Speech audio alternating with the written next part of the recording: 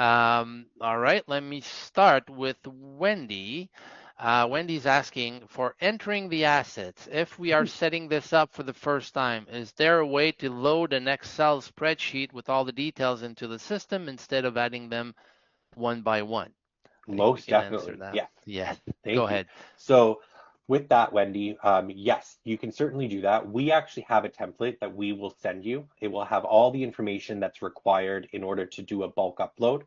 So you'll put in all of the asset codes, the asset names themselves, the date purchased, all of that information, and you can actually send that into us at Maintenance Care, and we will upload them. That is part of your initial implementation.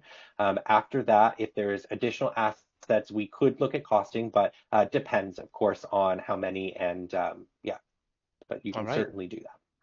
Thank you. Thank you very much. Venue asks, how do we track the expense spent on each piece of equipment? So I think you showed that with the report, but you can go ahead. Yes, most definitely. So there is a transaction report. I don't believe we dove into the actual transaction report itself, but if you do go into your reports and you go to assets, you're going to see that there's a report called transactions. So anything that you've linked to the actual asset will fall under this transaction report.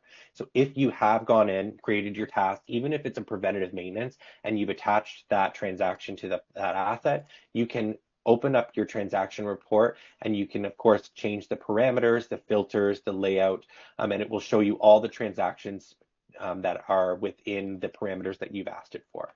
You can export it to Excel or PDF or even print it if you need to. Perfect. Thank you. Thank you, Michael.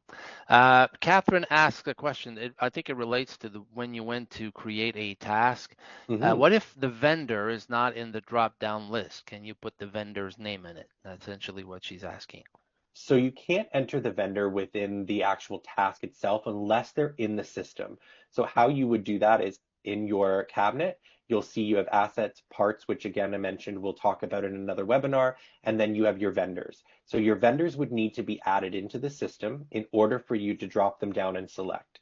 So when you receive equipment or even parts from the vendors, my suggestion is to go into maintenance care and add them in right away. Even if they're just a one-off vendor, you don't need to go into too much detail. You can simply put their name and the vendor that they are and the category of work they do, and just keep it simple so that you can attach them to that. Of course, you can add their address, city, contact number, and so on and so forth if they're vendors that you're using on a regular basis. Thank you, Michael. Thank you. Venue is asking, is there any integration with Yardi for this type of tracking? I can So answer that one if you want to, yeah, or you go want ahead. to. Yes, Go yeah. ahead. No, no, No, no. you Go go. ahead. Do you? Okay. Okay. No, no. Well, Please do. actually, yes. There's two ways to do it with Yardi and any other financial software you may have, like QuickBooks. We've got Zapier, which is an API that is a software, a third-party software that is offered. It's free of charge for a certain number of transactions. You can go on Zapier.com, I believe, and find that information. Or we do have our own API that we can provide, and that is to be discussed with our IT team. And there's some processes to go through, but it can be done, absolutely.